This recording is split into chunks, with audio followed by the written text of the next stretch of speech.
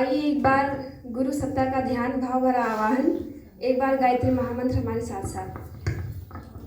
ओम भूर्भुवः स्वाहा तत्सवितुर्वरेण्यं भर्गो देवस्य धीमहि धियो यो नः प्रचोदयात्। जैसा कि दीदी ने बुलाया है अपना अनुभव बताने के लिए, तो मुझे यहाँ से जुड़े हुए ये तीसरा साल है, अभी पूरा नहीं हुआ है, तीसरा साल है। तो मैं जब यहाँ पहली बार आई थी तो पहली बात तो ये कि मेरे पिताजी को पता नहीं था कि मैं जा कहाँ रही हूँ, और मैंने बताया भी नहीं था कि मैं वहाँ जा रही हूँ, क्योंकि जो मेरे पापा थे वो मुझे कहीं जाने नहीं देते थे, घर से बाहर कहीं नहीं। पहला था स्कूल, दूसरा था घर, स्कूल से घर, और कहीं अगर कुछ हो भी तो मुझे जाने की अनुमति नहीं थी। और मैं जब यहाँ पर पहली बार आई थी तो मुझे लगता है 5 दिन का शिविर था, तो 2023। तो मैं 5 दिन के लिए यहाँ पर आई थी, और जब मैं यहाँ से जा रही थी सब कुछ सीखकर तो मैं बहुत भावुक थी, बस आंखों से आंसू नहीं निकले थे। जब घर पर पहुँची थी तो बहुत रोना आ रहा था। और जब 2024 में लगा था तो मैं आई तो यहाँ पर 9 दिन का शिविर था। तो उस बार जब मैं आई तो मैंने मम्मी से बोला कि देखिए ऐसी बात है कि आप पिताजी को मत बताइएगा कि मैं कहाँ जा रही हूँ, क्योंकि वो मुझे डांटते बहुत थे, कहीं नहीं जाना, घर पे रहना, दूसरा स्कूल पहला घर, और कहीं नहीं जाना है। 9 दिन का शिविर था, मैं यहाँ पर आई, मैंने बोल दिया मम्मी आप किसी तरह सर्वाइव कीजिए, मैं क्या बताऊँ, मुझे जाना है कुछ भी हो। मम्मी किसी तरह 9 दिन तक सब कुछ ठीक ठाक रखी। जब भी मुझे पूछते थे यहाँ है वहाँ है, ये काम कर लीजिए, ये वो है, ऐसा है वैसा है, किसी तरह सब कुछ संभाल ली। जब मैं घर गई तो फिर उसके बाद देवा सर ने बोला कि जो लड़कियां हैं वो शांति कुंज जा रही हैं, तो वहाँ जाने के लिए मेरे पास भी कॉल आया। सर ने बोला कि बेटा देखिए सीट खाली है, अगर आपको जाने का मन हो तो आप चल सकती हैं। तो मैंने बोला ठीक है सर, पहले मुझे अपने पिताजी से पूछना पड़ेगा ना, क्योंकि यहाँ तो आने की अनुमति थी नहीं, वहाँ कैसे भेज देंगे मुझे। तो मैंने कुछ देर फ़ोन में रख दिया, फिर मैंने एक दिन तो पूरा सोच में निकाल दिया कि मैं कैसे पूछूं कि मुझे वहाँ जाना है, क्योंकि यहाँ तो आने ही नहीं देते, वहाँ कैसे बोल देंगे जाने के लिए। तो फिर मैंने कुछ देर तक तो मैंने सोचा, फिर मेरे पापा फ़ोन किए, फिर मैंने सोचा कि मैं कैसे पूछूँ। फिर मैंने एक बार मेरे मन में आया कि गुरुदेव अगर चाहेंगे तो चले जाएंगे, अगर नहीं बुलाए होंगे तो घर पे ही रहेंगे। फिर मैंने यही सोचा, फिर मैंने एक बार बहुत डरते हुए पूछा कि पिताजी एक देवा सर है, वो लोग शांति कुंज ले जा रहे हैं, लड़कियों को ले जा रहे हैं, मुझे भी जाने की इच्छा है। तो बोले ठीक है चली जाओ। जब उन्होंने ये शब्द बोला तो मैंने उनसे कई बार पूछा चले जाए, हाँ चले जाओ ना, क्या हो चले जाओ। जो कभी बोल नहीं सकते तो इतना दूर कैसे जाने देंगे। तो मैंने यही सोचा कि शायद गुरुदेव ने मुझे बुलाया है, गुरुदेव की कृपा होगी। पहला अनुभव तो ये रहा कि गुरुदेव हैं, आप अंतरात्मा से पुकारिए, वो है जरूर। वहाँ गई मैं 5 दिन का वहाँ शिविर था।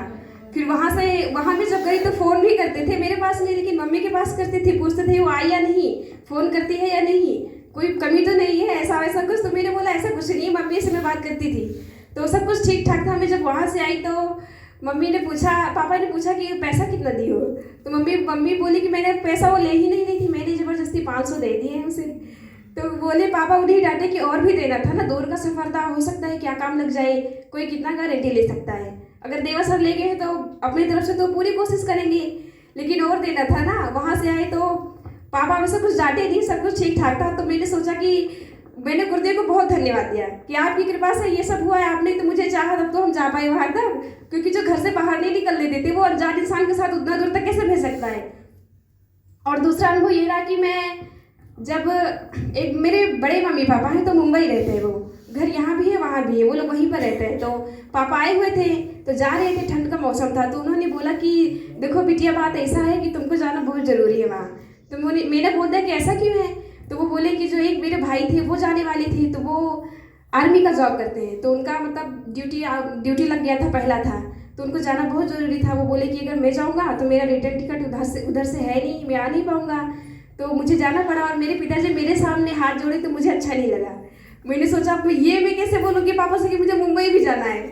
तो कुछ देर तो सोचते रहे, फिर पापा से मैंने पूछा तो पापा बोले नहीं जाना है तो नहीं जाना है, कुछ भी कर लो, वहाँ चली गई तो कोई बात नहीं, वहाँ तो नहीं जाना है तुझे। मैंने बोला अच्छा ठीक है। फिर गुरुदेव से बोले कि गुरुदेव अब आप ही कुछ कीजिए, है तो दोनों पिता, एक बड़े हैं एक दूसरे नंबर पे है, एक ने मुझे जन्म दिया है, दूसरे है तो पिता ही, भले जन्म ना दिया मुझे।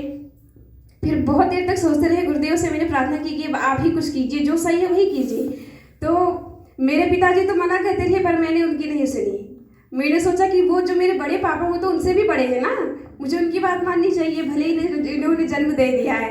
तो मैं तो ज़बरदस्ती चली गई दूसरे के टिकट पर, टिकट भी नहीं कन्फर्म था मेरा, मुझे जाना पड़ा, मैं चली गई वहाँ। और जब वहाँ गई तो पापा मेरे गुस्सा तो बहुत थे, मेरे से बात भी नहीं करते थे कुछ दिन तक। फिर मैंने सोचा गुरुदेव ऐसे कैसे, महीने भर का टाइम है, मैं कैसे रह पाऊँगी, बात तो करना पड़ेगा ना पिताजी से। मैंने गुरुदेव से बोला, उसके दूसरे दिन पिताजी ने फ़ोन किया और मेरे से पूछा कैसी हो बिटिया, ठीक हो? मैंने बोला ठीक, हाँ पापा मैं तो ठीक हूँ, आप अपना बताइए। बराबर बात करते थे। उधर से रिटर्न टिकट था, साथ में कोई नहीं था, मेरा पहला सफ़र था, कोई नहीं था, पापा भी नहीं थे, भैया भी नहीं थे, और मैं अकेली थी। और साथ में मेरी बुआ लोग थी जो पढ़ी लिखी नहीं थी। तो पिताजी ने बोला देखो बिटिया तुम ही एक ऐसी हो जो तुम्हें इन सब चीज़ों के बारे में नॉलेज है और सब कुछ तुम पे सौंप रहे हैं, कोशिश करना कि सब कुछ ठीक ठाक हो। उन्होंने मुझे बताया कैसे क्या करना है। और उधर से आ रहे थे हम, और जब आए तो रोना तो बहुत आ रहा था, क्योंकि जहाँ भी जाते हैं लगाव बहुत ज़्यादा हो जाता है मेरा, पता नहीं कुछ जब से गुरुदेव से जुड़े तब से। और जब उधर से आ रहे थे तो पिताजी ने बोला, आते वक्त भी बोला, पिताजी की आंखों में आंसू थे लेकिन मैं नहीं रोई किसी तरह, बहुत ही कंट्रोल किया मैंने कि अगर मैं रो दूंगी तो फिर ये लोग तो वैसे ही शुरू है और भी शुरू रहेंगे किसी तरह। लेकिन जब पिताजी चले गए तो मेरे आंखों में आंसू थे, बाद में मैंने रोया भी कि कैसे क्या होगा, ये तो मेरा पहला सफर है इतना दूर का, और कोई है भी नहीं साथ में, क्या होगा। और जो मेरा टिकट था, जब मैं स्टेशन पर पहुंची तो कैंसिल हो गया। तो पिताजी ने किसी तरह तत्काल वाला निकाला और मैंने टीटी से बात वगैरह की। और जब रात का टाइम था तो सब लोग जाग रहे थे, मैं ऐसा थी कि जो सो रही थी। मैंने सोचा देखिए गुरुदेव, अब उधर से तो सब कुछ ठीक था, अब इधर से भी आप ही देखिए, जो होना होगा होगा, आप मेरे सामानों की रक्षा कीजिए, मैं सो रही हूँ। हर कोई जाग रहा था, मेरा पर्स मोबाइल सब कुछ वहीं रखा था, सब कोई जाग रहा था और मैं इसी से जो आराम से सो रही थी। ठंड का मौसम था, शूज मैंने निकाल दिया। और जब सुबह मैं स्टेशन पर पहुंची तो लोग उतरने लगे, लास्ट स्टेशन। अब मेरा जूता ही ना मिले, मैं सोचूं कहाँ जाऊँ कहाँ देखूँ, हर कोई उतर गया। मैंने सोचा अब बहुत मैंने ढूंढा, फिर मुझे गुरुदेव की याद आई, अरे गुरुदेव नंगे पाँव जाएगी, ठंड में जूता भी दोगे आप। फिर कुछ देर बाद मैंने ढूंढा तो मुझे मिला, लेकिन सबसे लास्ट में जब पूरी ट्रेन खाली हो गई थी। ये मेरा दूसरा अनुभव था। और मैं जब वहाँ से घर आई तो गुस्सा तो सब थे कि अपने मन के गए दिन किसी ने भेजा नहीं था, लेकिन सब कुछ ठीक ठाक हो गया। क्योंकि जब भी हम गुरुदेव को अपनी अंतरात्मा से पुकारते हैं तो सुनते जरूर हैं। विश्वास आप कीजिए, आपके अंदर डिपेंड करता है कि आप इन पर विश्वास करते हैं या नहीं, बस आते हैं और जाते हैं। अगर किसी ने कह दिया है तो ये काम करेंगे, बाकी विश्वास तो है नहीं, क्या करें। उसके बाद जब घर पे आए तो बोलने, तबीयत मेरी थोड़ी ठीक नहीं थी, खराब हो गया था, ठंड का मौसम था इसलिए। और बुआ लोग थे तो वो लोग बहुत ज़्यादा परेशान कर दी थी। और जब घर पहुंचे तो तबीयत खराब था तो मम्मी जितनी बार दवाई को ले जाए उतनी बार टोके, और जाओ फिर जाओ। मैंने बोला ठीक है कोई बात नहीं, एक बार हो गया ना, पिताजी बोले थे बड़े थे तो जाना पड़ेगा, क्या करें। मुझे लगता है ये सब ठीक ही था, इसलिए गुरुदेव ने मुझे वहाँ तक भेजा। और तीसरा अनुभव ये रहा कि मैं एक बार घर पर थी और मेरे मतलब मैं बहुत वहाँ कहीं गई थी शायद मैं घूमने, तो मुझे चोट लग गई थी, मेरे सर में लगा था, बहुत तेज़ लगा था, 2-3 बार एक ही जगह लगा था। तो मुझे चक्कर बहुत ज़्यादा आ रहा था, मेरा तबीयत बहुत ख़राब रहता था।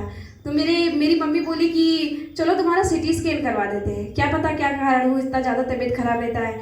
तो जब मैं वहाँ गई, मुझे मशीन में लिटाया गया, तो मैंने बोला गुरुदेव देखिए अगर आप चाहेंगे तो मुझे ठीक कर दीजिएगा, नहीं तो जो होगा देखा जाएगा। मैंने गुरुदेव का ध्यान किया और जब मेरा निकल के आया दिए तो उसमें कुछ नहीं निकला, सब कुछ नॉर्मल था। तो मैंने सोचा गुरुदेव की कृपा थी इसलिए सब कुछ नॉर्मल हो गया, क्योंकि चोट तो बहुत तेज लगी थी मुझे, सब कुछ ठीक ठाक हो गया। तो इसलिए क्या, टोकने वाले बहुत कुछ कहते हैं, यहाँ मत जाओ वहाँ मत करो, ये पीला कपड़ा काहे पहनते हो, बाबा वाला काम मत करो, ये सब ठीक थे, ये सब बुढ़ापे में करते हैं, तुम अभी से गुरु मंत्र क्यों ले लियो, ये सब मत करो।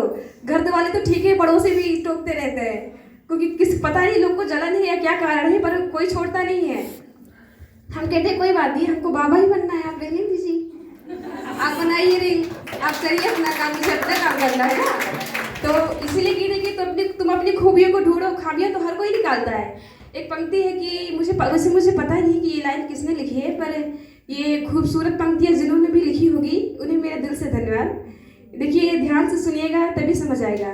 कहते हैं कि तू अपनी खूबियाँ ढूंढ, तू अपनी खूबियाँ ढूंढ, खामियाँ निकालने के लिए लोग हैं ना, अगर रखना है कदम तो आगे रख, पीछे खींचने के लिए लोग हैं ना, अगर देखना है सपना तो ऊंचा देख, नीचा दिखाने के लिए लोग हैं ना।